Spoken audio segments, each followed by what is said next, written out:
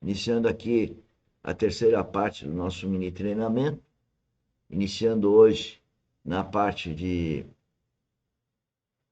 temática, que é a primeira, os 10 minutos iniciais, com o assunto terraplanagem, projeto e execução.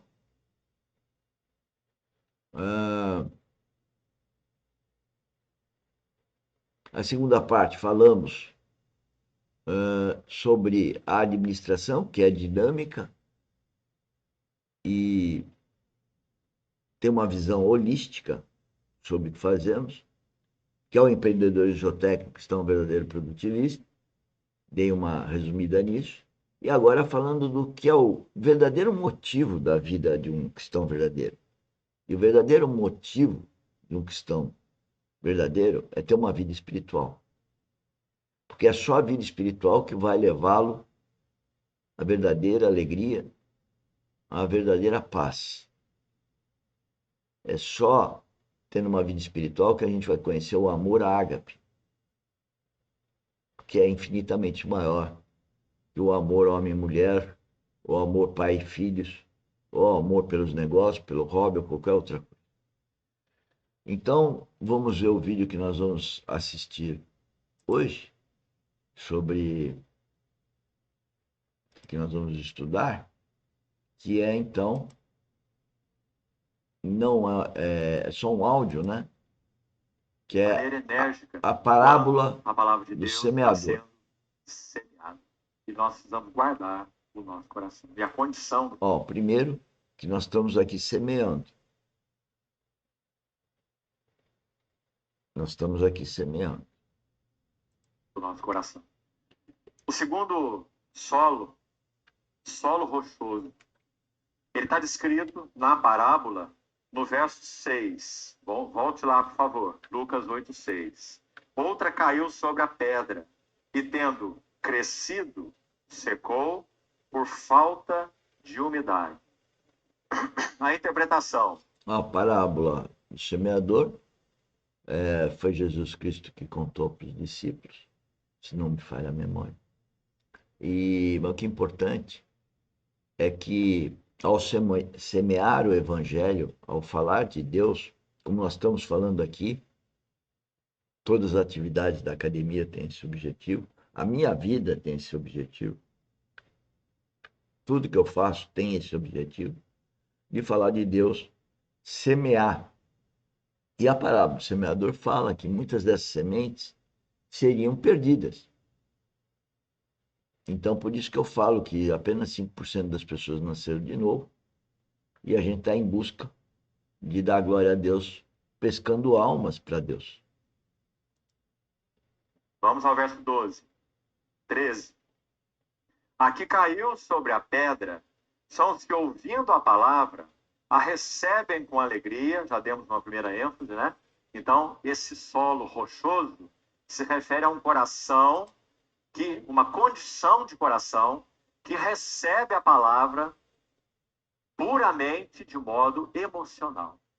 Então, ele foi, digamos, tocado pela palavra. Muitas vezes usamos essa expressão, né? Não que isso seja mal em si, mas a questão é,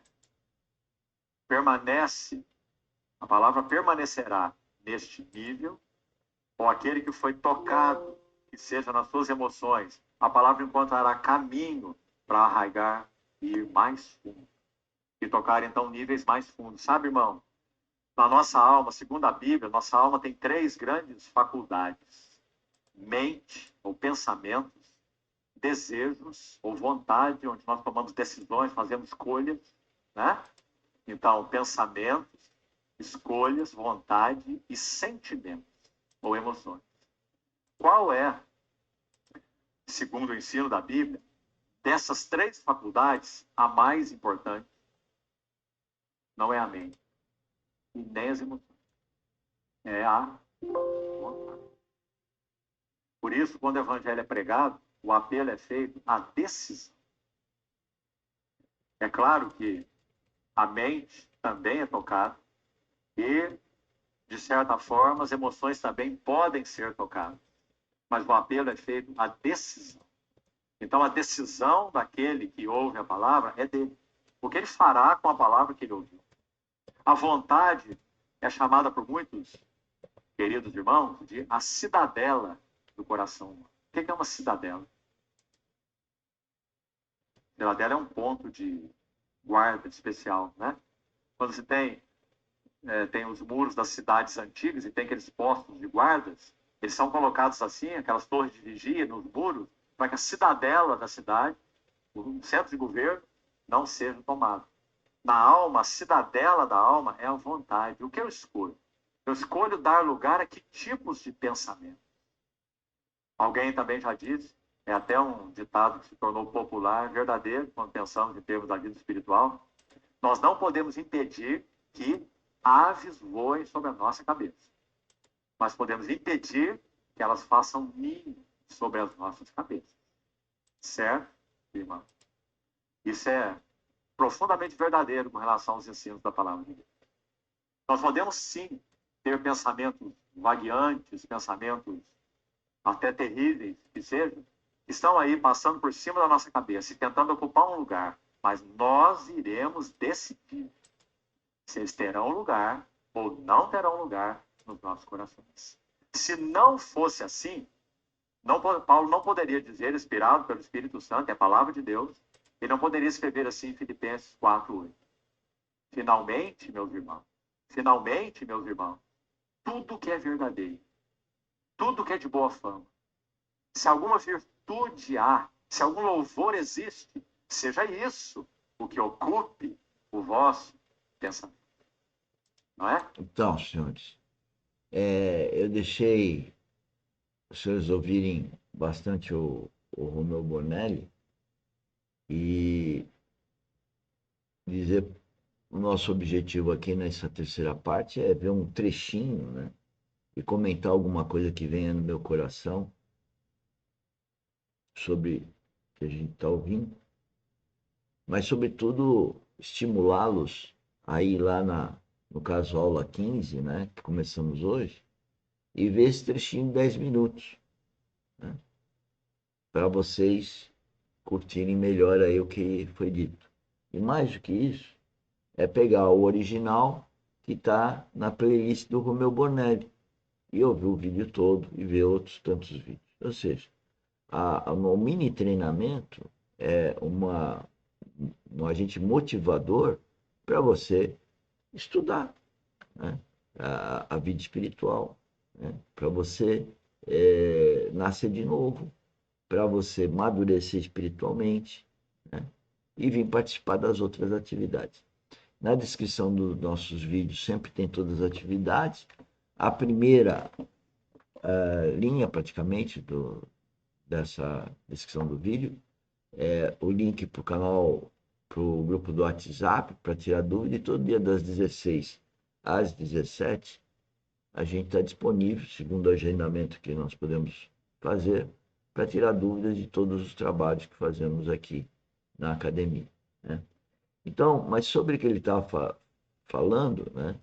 A gente tem que tomar cuidado com essa história que as aves que passam pela cabeça, elas vão passar.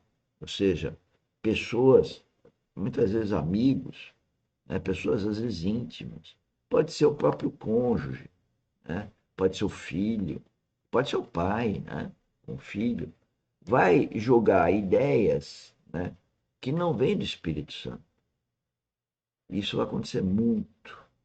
Mas o que a gente não pode deixar é essas aves, né, no sentido figurativo que ele falou, fazer ninho na cabeça. Quer dizer, falou, ok, não deixa ficar na mente.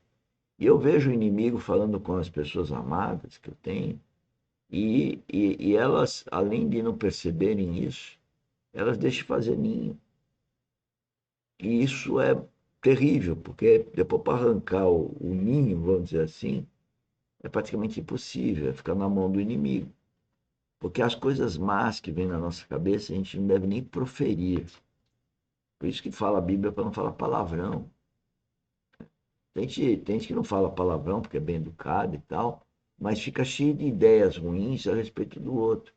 E à medida que você dá ensejo até essas ideias ruins a respeito do outro, você acaba fomentando uma brecha na tua mente e o inimigo entra ali e você passa a entender aquilo como verdadeiro.